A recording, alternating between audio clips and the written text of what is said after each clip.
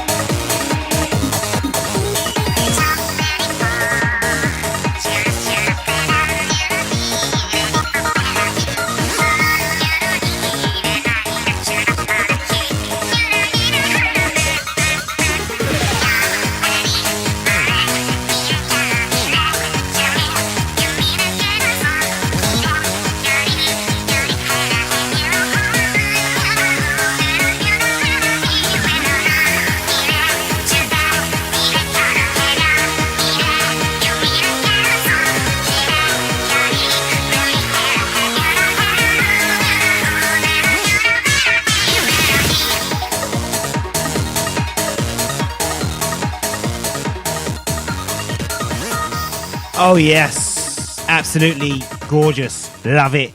That's the Squid Sisters song there composed by Shiho Fuji and Toru Minagishi. That is the Shiokara Bushi remix there. That's the one that you hear in the game most often. I do have a traditional version of that track. Literally, they have a traditional version of that track. It's absolutely blinding. I love it. It's basically like an Okinawa folk song. If you've heard Okinawa music before, Japanese music, folk music, it just reminds me of that. But yeah, when you hear it, you'll know. We have a special guest here today on the Game Video Show. He goes by the name of Daniel Grosset. I hope I said that right. I hope there isn't some, different accent that I'm Grosset, Daniel Grosset. Daniel will be here in a few moments or so, joining me on the show. Daniel is the owner of Playnation Games. You might have heard me mention this store before. It's based in Croydon. They sell retro video games and all sorts of video games, actually, everything, actually. It's a great shop, seriously. Upstairs, they've got like a gaming sort of paradise heaven, with board games and then video game competitions. And then downstairs, it's full of like Mega Drive to PS4 to absolutely everything. It's just a brilliant shop. So, Daniel's going to, play some of his favorite tracks from various video games today. And we're going to have lots of fun. It's going to be a good old laugh, definitely. Anyway, into some good more, some good. This is what happens when you talk a bit too fast. Let me slow it down a bit. Anyway, into some good old music now on Croydon Radio. It's 4:07 at the moment here in cold London, cold Croydon right now. It's very cold. It's 12 Celsius today. Yep, 12 Celsius. It's cloudy. It's chilly. It's windy. It's everything that London is, when you watch a film on TV or something like that. When they show London, it's just raining. Yeah. That's how it is. But it's not raining, but it's just cold. And it's June. It's June right now, but it's chilly. So let's hope over the next couple of weeks we can, push that sun out somewhere. Let's see how it goes. I am not, holding the weather to anything or the weatherman, apart from, holding them at anyway, music. That helps.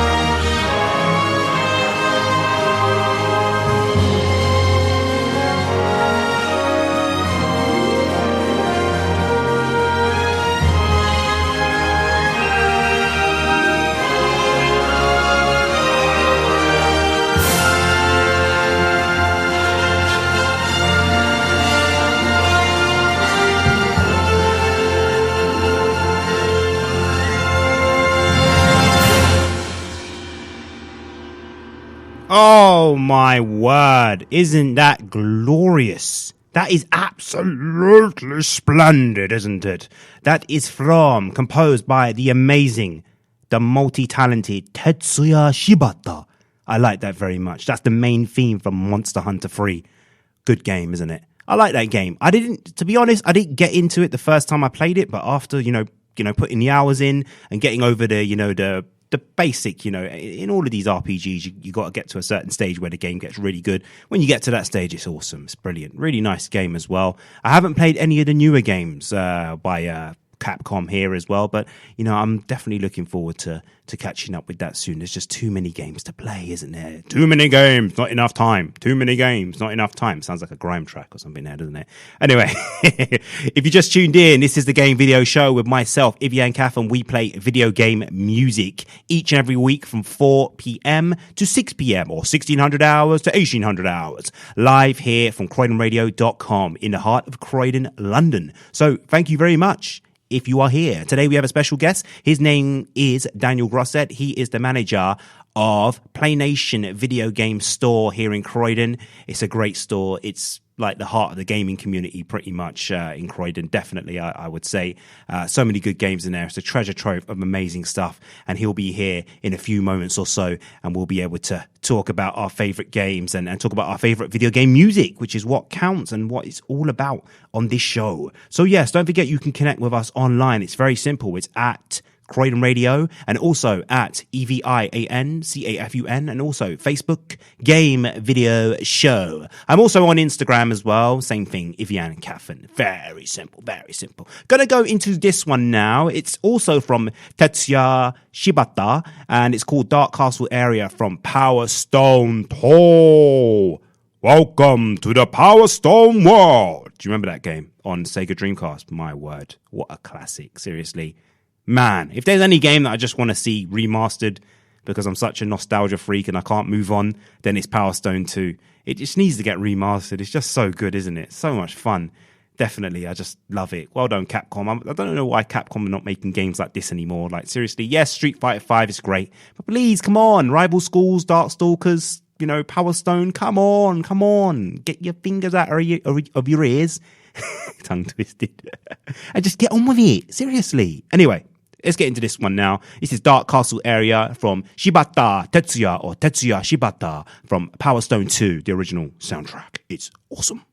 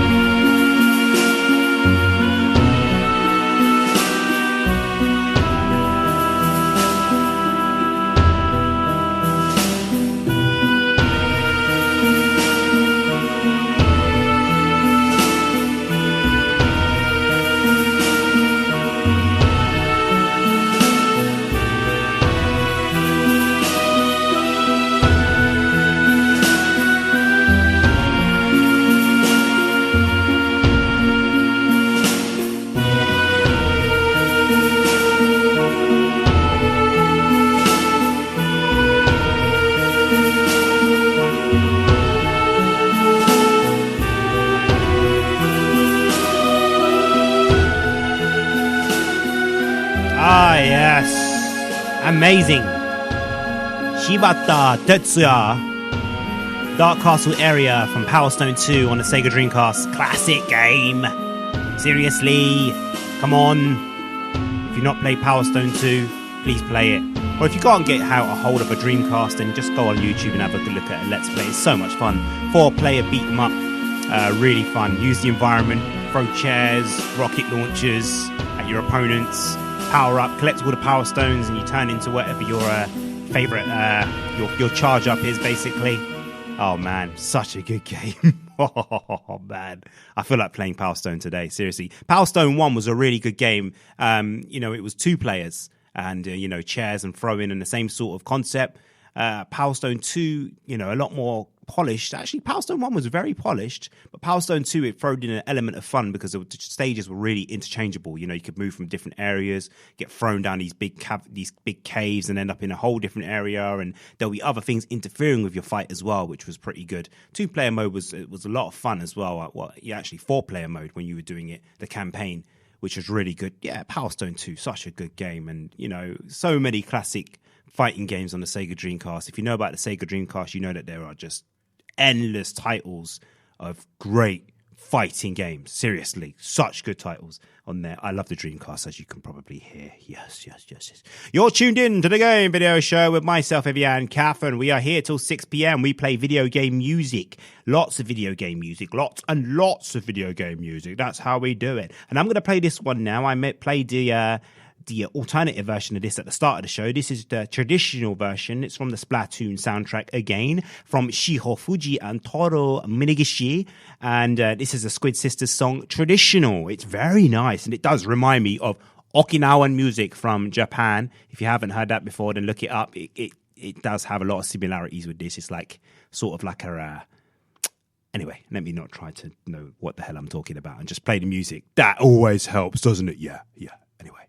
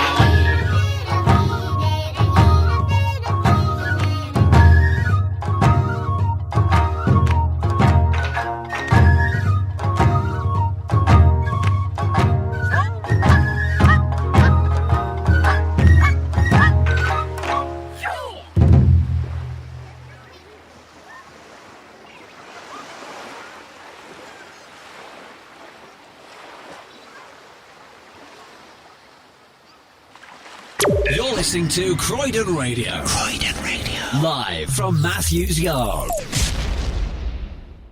Oh, yes. Gorgeous. I love that version.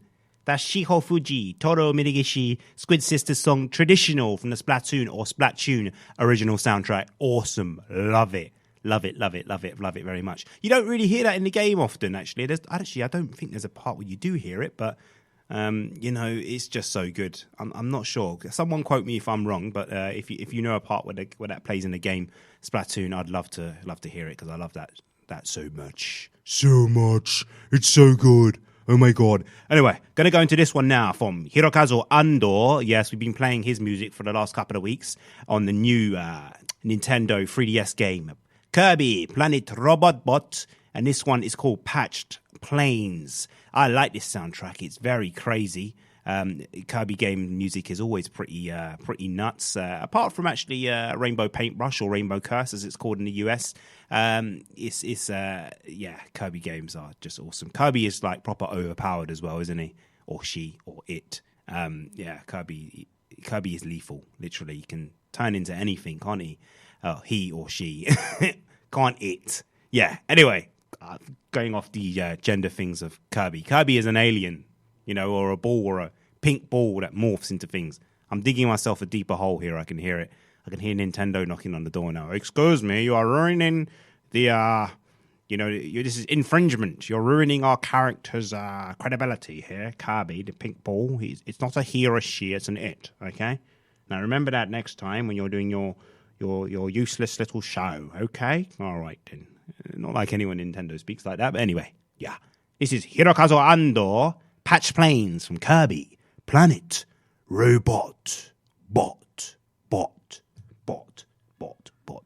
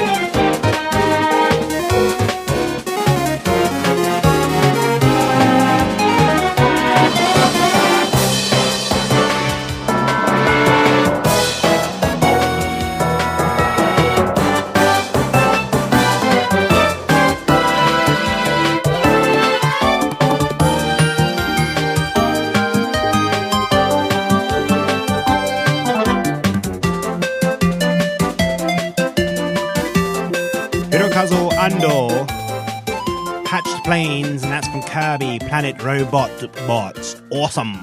Me likey very much. I also like the lead track off that trailer, actually. It's called Program. Oh, man, that's nice, that track. It really just, wow. This Hirokazu Ando, composer, is very versatile with his music. I'm very impressed. Keep it up, Hirokazu Ando. Well done. The Game Video Show salutes you here, live from Croydon, the heart of Croydon, St. Matthew's Yard. Yes, excellent. It's 4:26. It's the Game Video Show, and we have so much more to go. I hope you're enjoying it. And if this is your first time tuning in, welcome. It's not like you had to do any tuning. It was just typing. So if this is your first time logging on, thank you very much. Hello, my name is Evian Cafun, Evian just like the water, and what we do here every week, we play video game music, so music from video games. It's very simple as that, okay? So what we'll do now is we'll play some more music for you, and it goes a little bit something like this. This one here is called Sunshine Airport. It's from Mario Kart 8, and it's composed by a huge team. It's like a Nintendo All-Stars. It's Yasuaki Iwata, Ryo Magamatsu, Atsuko Asahi, and Shiho Fuji. You might know Shiho Fuji from Splatoon. She's amazing, seriously. Anyway, have a listen to this one. It's one of my favorite stages of Mario Kart 8. It's just awesome. Yeah, baby.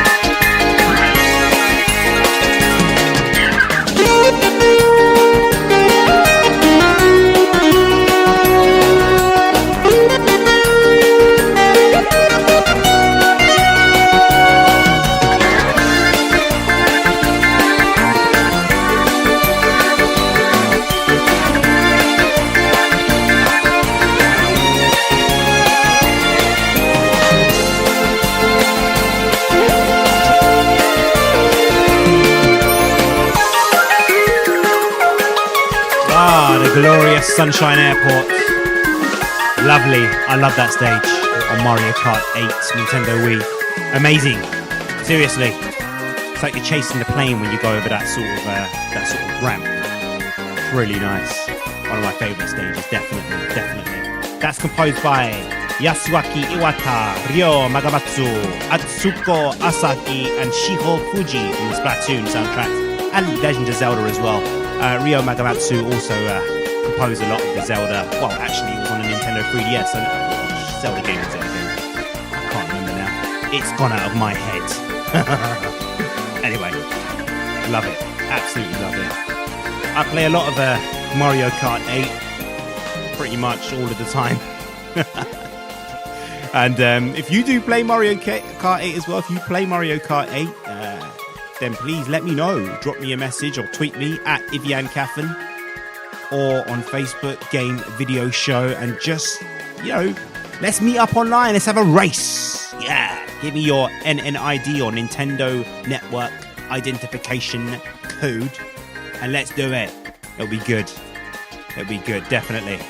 Okay, let's get into another one now.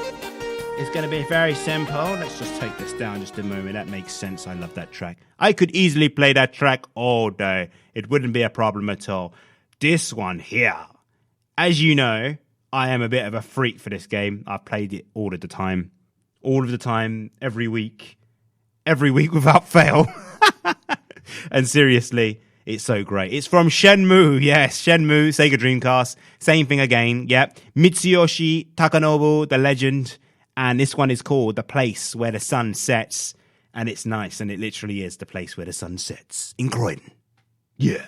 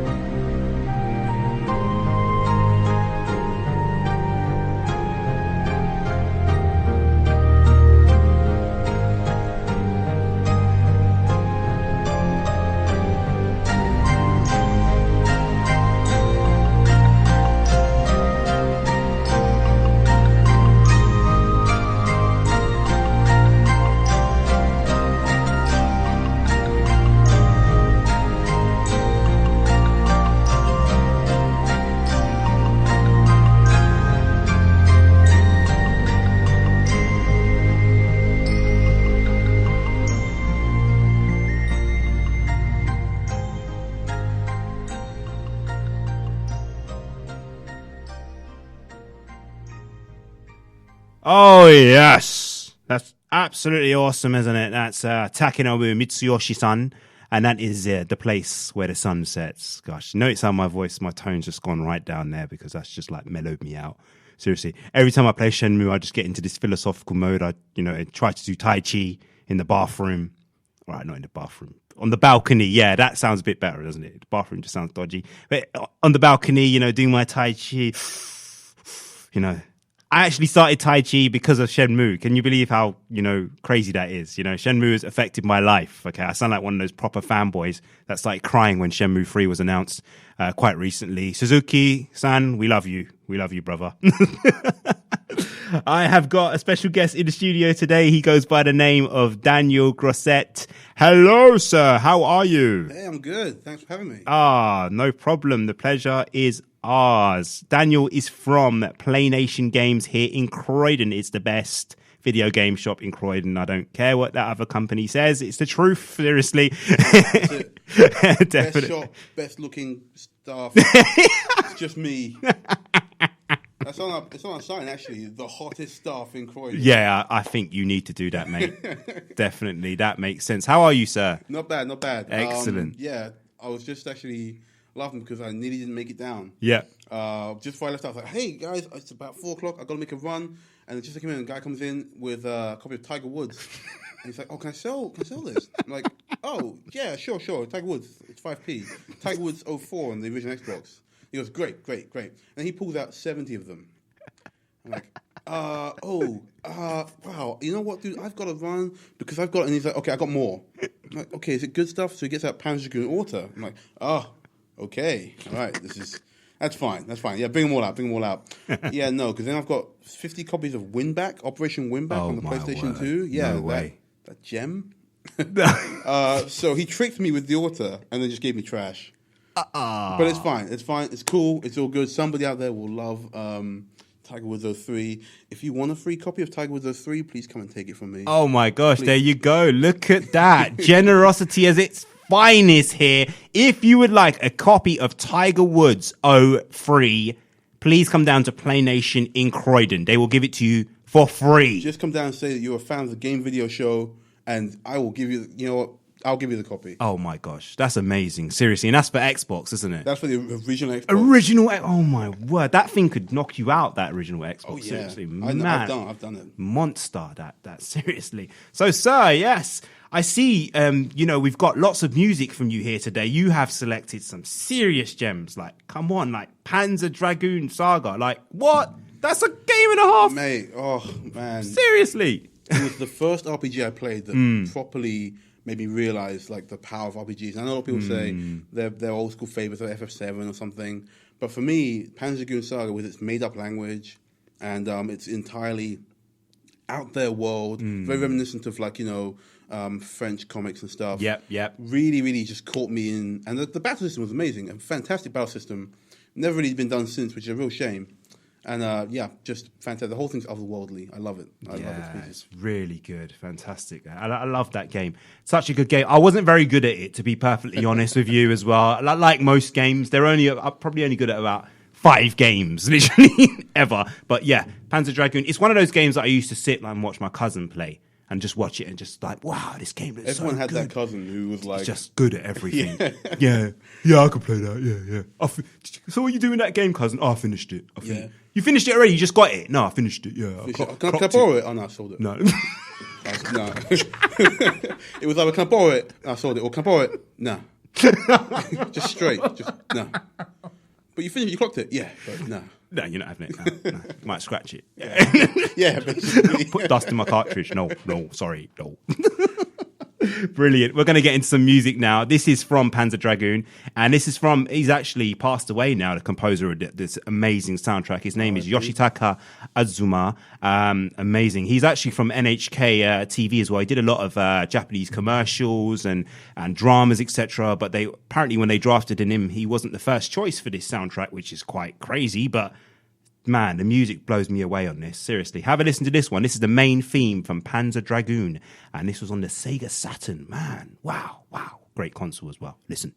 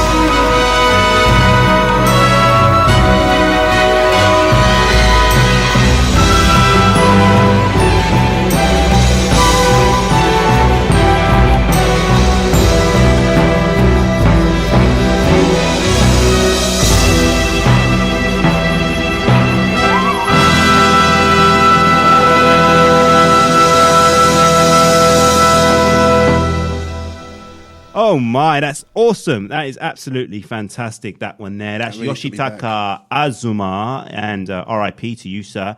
And that's amazing. That's the main theme from Panzer Dragoon. What does that game mean to you, man? I mean, that soundtrack and the game as well. It's like this is the beginning of an adventure, you know? It feels like you're about to, I mean, that's what I'm saying. It feels like you're about to transport to a whole new world, about to have this grand adventure.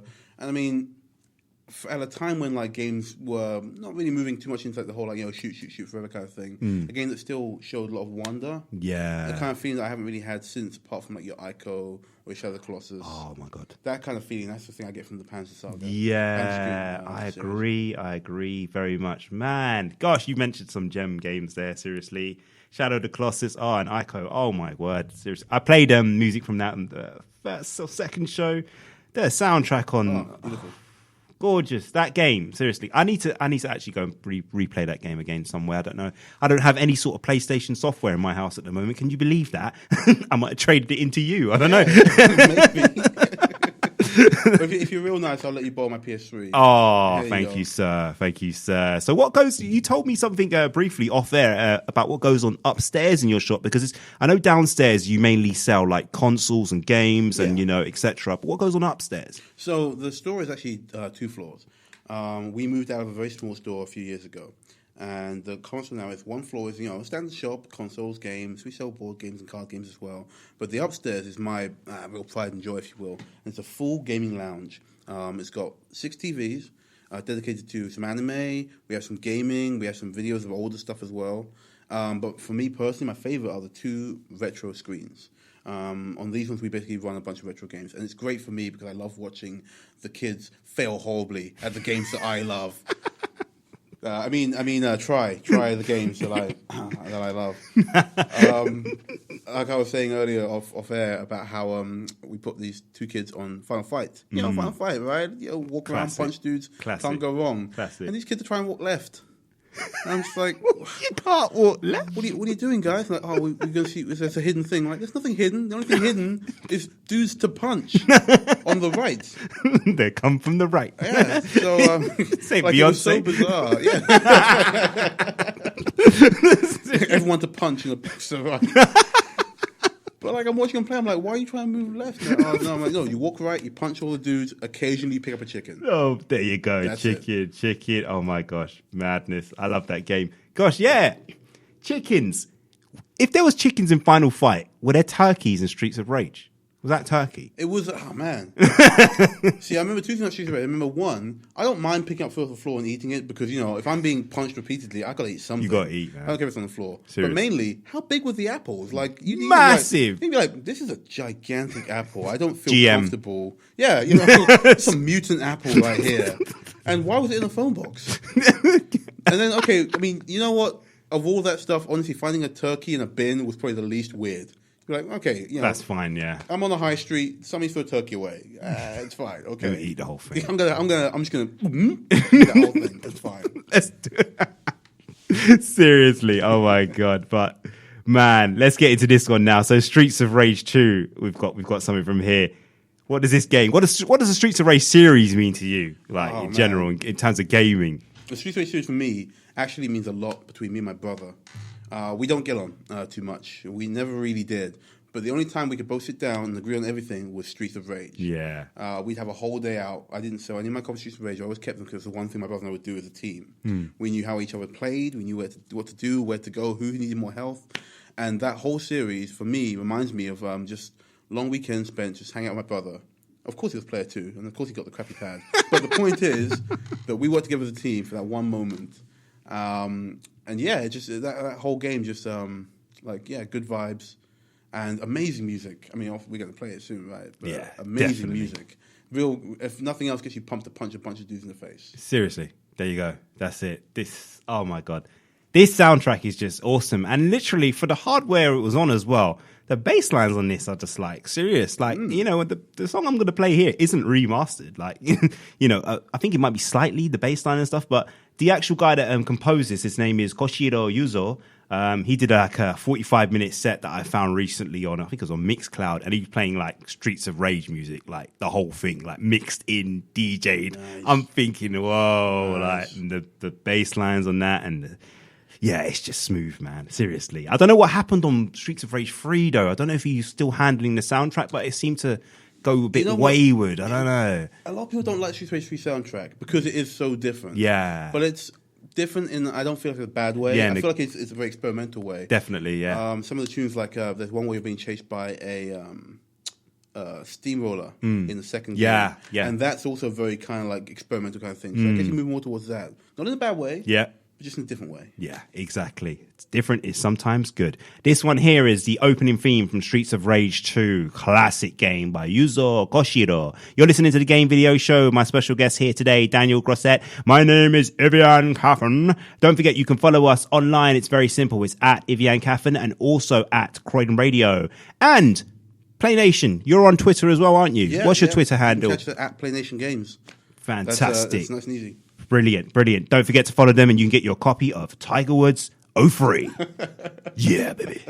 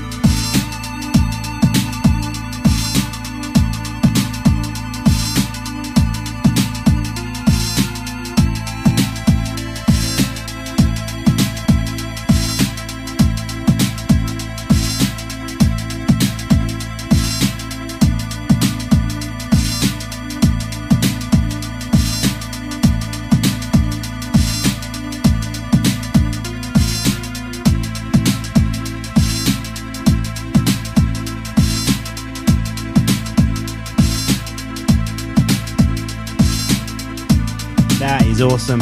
Fantastic. Yuzo Koshiro. That's the opening theme from Streets of Rage 2. you remember that bit with the purple hand that just pops out of nowhere on that opening Big. scene? Mr. Terrorizing the town. Dodgy guy, seriously. It's always like, that dodgy boss, he just sits there in his sort of like suit, can't really do much. He was an annoying boss. I don't know. I mean, like, he had a Tommy gun, and also he had nothing. Like, his office was just literally one big room to shoot you in. Like, he didn't have anything else there. So you get to speak something like, "I'm here to stop you." Well, do you just sit here all day? Yes, with my Tommy gun, and that's it. That's his one thing. I guess when you're like the criminal of the city, you haven't got much time for anything else. Seriously, there was nothing in that room. There's just him and a gun. He needs room to jump around. He was like twice your height. What is the point? That game, seriously. Oh, it was a classic game now. Anyway, I love it, man. Especially I don't know. I love Streets of Rage 1, but Streets of Rage 2 was the one that really like drew me in. I don't know if maybe it's because I used to play with Skate a lot. I don't know. No. Yeah. I like Skate because he needed a little bit more finesse to play. Yeah. Like his throw was a jump then a throw. Yeah. But yeah, no, two's definitely like the pinnacle of the series. Yeah, it's fantastic. Oh, brilliant. We're going to go into some more Sega goodness right now. This one here we're going to play now is from Sonic the Hedgehog 2.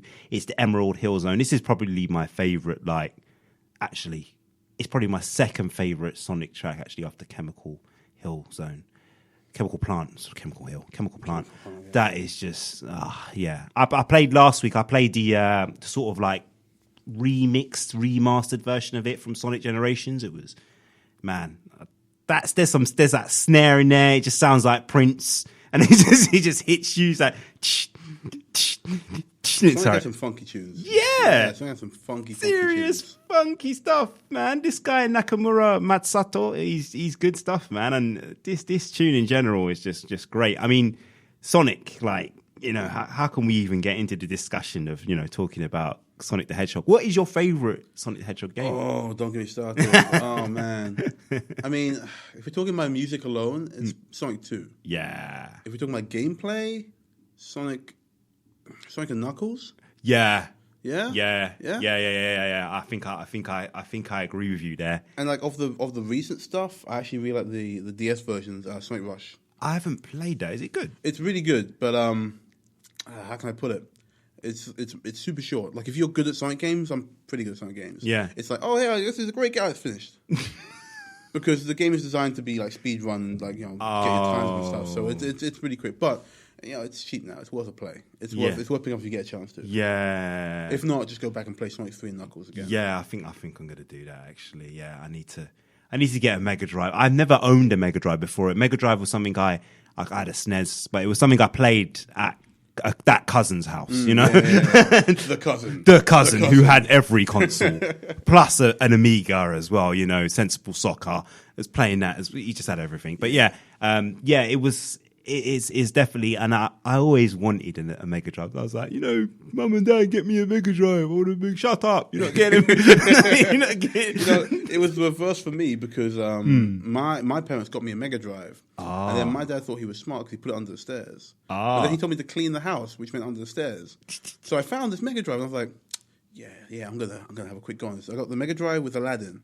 Oh my gosh! Every couple of nights I would sneak it out. Yeah, and then I'd just finish Aladdin. Like after maybe like a month, I'd finish Aladdin, and then come Christmas, I had to pretend to be surprised. So like, we got your Mega Drive, and I was like, wow, no way, a Mega Drive, huh? So I had that bad boy hooked up immediately, of course. How did you play that at night and put that cartridge in without it going click and someone coming in with the belt? How did that not happen? Well, the thing is, I made the mistake of going, I clocked Aladdin now already. Yeah. So I traded it with a friend for Sonic 2, maybe like a day after I got it. And that's when I got the belt. Because that's when they realised I've been playing it all this time. So, just goes to show you're not as smart as you think you are. Seriously. Oh my gosh. Let's get and Aladdin. Man, I liked Aladdin a lot. I liked Aladdin a lot as well, but it's one of those games that you literally just put on just to show your friend, be like, look, the Mega Drive can do graphics. Yeah. I don't need a SNES. Yeah, it's true. That's true. What do you mean it's 5 seconds long? I really like that game. I had it on the SNES as well, and it was SNES version was superior. A lot of Mega Drive version looked nice. Yeah, that's true. Hey, but Mega Drive, it's got some good graphics. Don't get me wrong. It's got some great stuff, and Now I think of it now, there's a lot of games that I do want to play on a Mega Drive. I'm going to get one. Like, I'm just going to buy buy one from you, definitely. I mean, like, if nothing else, just buy all the Sonic games. Yeah, I'm going to do it. That's it. Yeah, definitely. No more watching it on YouTube. Woods. Yeah, and get my copy of Tiger Woods as well to put on the mantelpiece as well. That makes a lot of sense. Tiger Woods. 03. I liked golf games when I was younger. There was a golf game I had on the Atari, I think. It was really fun, and in my mind, it just looks great. Like, I know when I play it now, it's just going to look horrible. Like, you know, and I try to look it up on YouTube. So what I do when I'm at home, I'm just like looking up games I used to play. Like, it was just called Golf by Micro Pros or something like that. Oh, they were done it, yeah. Yeah, they did flight simulators and stuff. And right. yeah, I looked for it, and I was it just. I did that with Dizzy. Yeah. On the Commodore 64. Oh, yeah. I was like, man, Dizzy was amazing. I can't wait to... Let me check it on YouTube. Wow, this looks awful. Oh. Huh. I wonder if this was fun when I was 2. It probably was. Oh, my gosh. Let's get into this one now. This is from Masato Nakamura. This is Emerald Hill Zone from the amazing Sonic 2. Or this is actually the Sonic Generations version. It's a bit more pumped up, bass heavy, but it's still cool. Yeah. If it plays. There we go.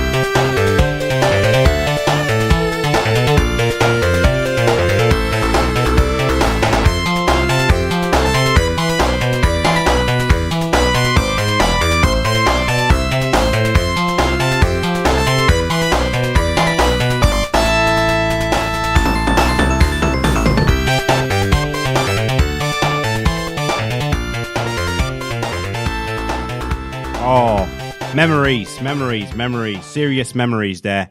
And that's Masato Nakamura, and that's Emerald Hill Zone from the Sonic Generations version, actually.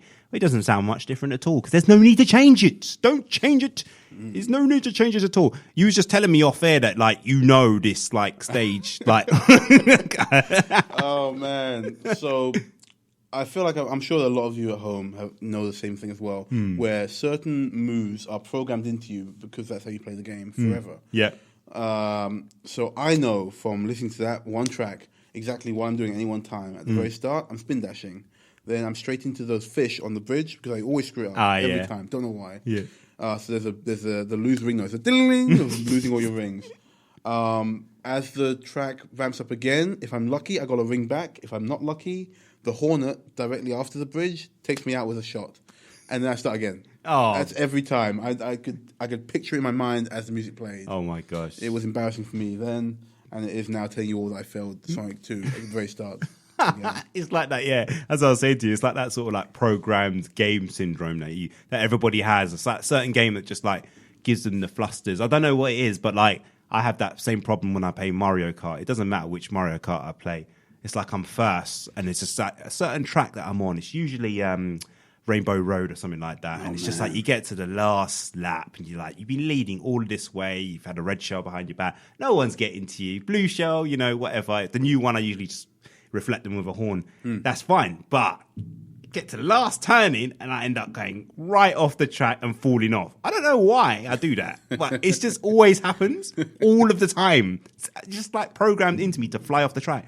Yeah, that must have the same. We've got to think of a name for that syndrome. I don't know what that is, but it always happens to me. Terrible gaming syndrome. Yeah, TGS. That's what TGS. Got TGS. Yeah, I've got that. I'm definitely diagnosed.